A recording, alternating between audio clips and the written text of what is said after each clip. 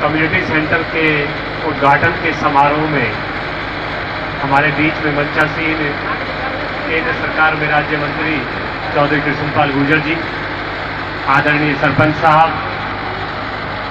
हमारे इस क्षेत्र के वरिष्ठ नेता और पूर्व में हमारे पार्षद रहे, पार्षद दल के नेता रहे बड़े भाई ओम प्रकाश रक्षवाल जी, निगम में वार्ड नंबर 23 से पार्षद बड़ी बहन गीता रक्षवाल जी, तिलपत से पूर्व सरपंच भाई उमेश जी, भारतीय जनता पार्टी के जिला के पूर्व में सचिव रहे अनिल नागर जी, संजय प्रधान जी, मंडल की अध्यक्षा बहन यशोदा डबराल जी, मंडल के पूर्व अध्यक्ष ठाकुर विजयपाल जी, जिला में युवा के उपाध्यक्ष भाई सुमन चंदेल जी और उपस्थित सभी मंचासीन मेरे आदरणीय नेतागण, उपस्थित सभी आदरणीय बुजुर्ग, मातृशक्ति, युवा साथी और प्यारे बच्चों, आज इस क्षेत्र में ये पहला अवसर है कि जब कॉलोनियों के लिए विशेष तौर पर एक कोई कम्युनिटी सेंटर बनाया जा रहा हो। आज से पहले आपने काफी सुना होगा कि शहर में, सेक्टरों में, वहां पे सामुदायिक केंद्र बनते हैं, शादी विवाह के समारोह उनमें होते हैं, लेकिन आज इस भारतीय जनता पार्टी की सरकार के बनने के बाद पहली बार हमें इस क्षेत्र में कॉलोनियों में देखने को मिला है कि कॉलोनी के लिए भी, हमारे गरीब भाई बहनों के लिए भी कोई चिंता करने वाला है। ऐसा कोई मुख्यमंत्री आज आपने इस हरियाणा प्रदेश में चुना है जो आपकी चिंता करता है, क्योंकि विवाह के समारोह हो, आज लाखों रुपए में टेंट होते हैं, उसका खर्चा हर कोई बहन नहीं कर सकता। और इन कॉलोनियों में सबसे बड़ी समस्या जो स्थान की रहती है, कोई जगह उपलब्ध नहीं होती जहां पर टेंट लगाए जा सके। तो आपकी इस परेशानी को देखते हुए चौधरी कृष्णपाल जी ने आपके लिए विशेष तौर पर ये 2.5 करोड़ का बनने वाला सामुदायिक केंद्र, ये कम्युनिटी सेंटर आपके लिए मंजूर कराया है। आज से पूर्व में केवल मात्र कॉलोनियों में सिर्फ रास्तों में खड़ंजों की मांग होती थी, वहां पे पानी की निकासी की मांग होती थी, लेकिन कभी किसी ने इस तरफ ध्यान नहीं दिया कि क्या कॉलोनी के लोगों के लिए भी किसी कम्युनिटी सेंटर की आवश्यकता है। देखिए, मैं ज्यादा ना कहूंगा, केवल इतनी बात रखना चाहता हूं कि जब से भारतीय जनता पार्टी की सरकार बनी है तो आपने जिस भी कॉलोनी में विकास का कार्य देखा है तो वहां पर समूचा उस कॉलोनी के सारे रास्ते हमने पक्के किए हैं। चाहे हम शिव कॉलोनी की बात करें, बेदराम कॉलोनी की बात करें, चौहान कॉलोनी की बात करें, वहां पर अगर विकास के कार्य शुरू हुए तो केवल मात्र 1-2 गलियों को बनाकर हम वहां तक सीमित नहीं रहे, पूरी कॉलोनी के सारे रास्ते हमने पक्के किए। आज अमृत योजना से लगभग 70-80 करोड़ के एस्टीमेट इस पल्ला से लेकर बसंतपुर और तिलपत क्षेत्र के हमने मंजूर कराए हैं, जिसमें पूरे क्षेत्र की सारी कॉलोनियों में सीवरेज की लाइन डालने का कार्य, वहां पर पीने के पानी का प्रबंध और उसके बाद इंटरलॉकिंग टाइलों से वहां के रास्तों को पक्का कराने का प्रबंध इस भारतीय जनता पार्टी की सरकार में आपके लिए माननीय मंत्री जी ने कराया है। आज हमारे बीच में हरियाणा प्रदेश के पूर्व मुख्यमंत्री हमारे स्थानीय विधायक के न्योते पर पल्ला पर आकर धरना प्रदर्शन करते हैं, तो सबसे पहले तो मैं केवल इतना कहना चाहता हूं कि वो धरना स्थल भी आपने आज देखा होगा। इस कांग्रेस पार्टी की ताकत कहां तक सीमित होकर रह गई है, इसका अंदाजा केवल उस धरना स्थल से लगा सकते हैं। केवल 10 बाई 20 की जगह, जहां पर हरियाणा प्रदेश के पूर्व मुख्यमंत्री, स्थानीय विधायक और पूरे कांग्रेस जिले के नेता आते हैं, उनको केवल इतनी जगह मिली धरना करने के लिए और उसको भी वो पूरा नहीं भर पाए। इससे अंदाजा लगाया जा सकता है इस कांग्रेस के साथियों के साथ कितना जन समर्थन इनके साथ आज हमारे इस क्षेत्र के लोगों का है। और धरना भी दिया तो कहां दिया?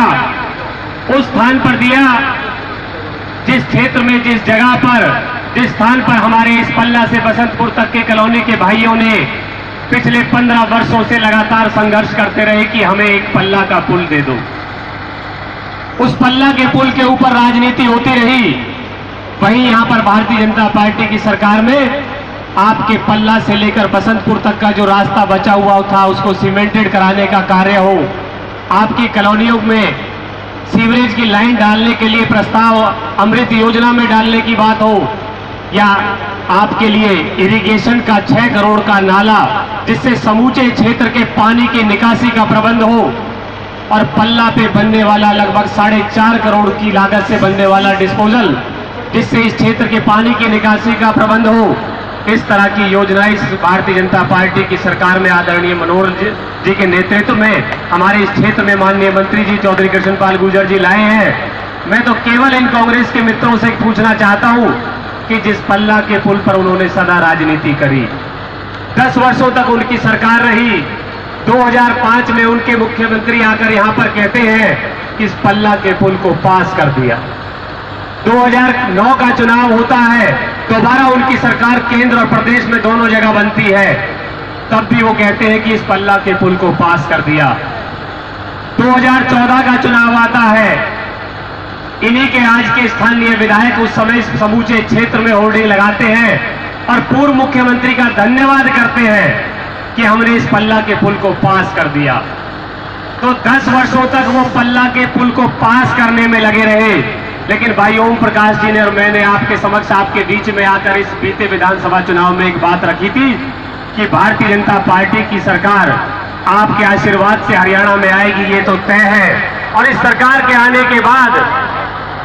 हम इस बार पल्ला पर पुल नहीं बनाएंगे, क्योंकि पल्ला पर अगर पुल बनेगा तो 2 लेन का बनेगा, और वो 2 लेन का पुल बनने के बाद आगे क्योंकि रास्ता इतना बड़ा नहीं है, जाम और ज्यादा विकट हो जाएगा, इसलिए बांध रोड पर पुल बनाएंगे। और जो आपके बीच में हमने वादा किया था वो माननीय मंत्री जी से मंजूर कराकर आज उस पुल का निर्माण कार्य बड़ी तेजी से चल रहा है, और आने वाले 2 महीने में वो पुल माननीय मंत्री जी आपके बीच में आपको आकर समर्पित करेंगे। लेकिन इन 10 वर्षों में जो इन्होंने इस पल्ला क्षेत्र के लिए जो पल्ला का पुल पास किया था, वो स्थानीय विधायक जी से आपके माध्यम से मैं पूछना चाहता हूं कि आज पूर्व मुख्यमंत्री जी भी यहां पर आए थे, 10 साल उन्होंने इस पुल को पास कराने में लगाए। हमने ये पिछले 1.5 साल में आपके लिए पुल तैयार करके दिखा दिया। तो उस जो 10 वर्षों में जो पुल पास कराया था वो पुल कहां है? ऐसी झूठ की राजनीति इन्होंने आपके बीच में करी है। आज कहने को तो विकास की बहुत सारी बातें हैं, लेकिन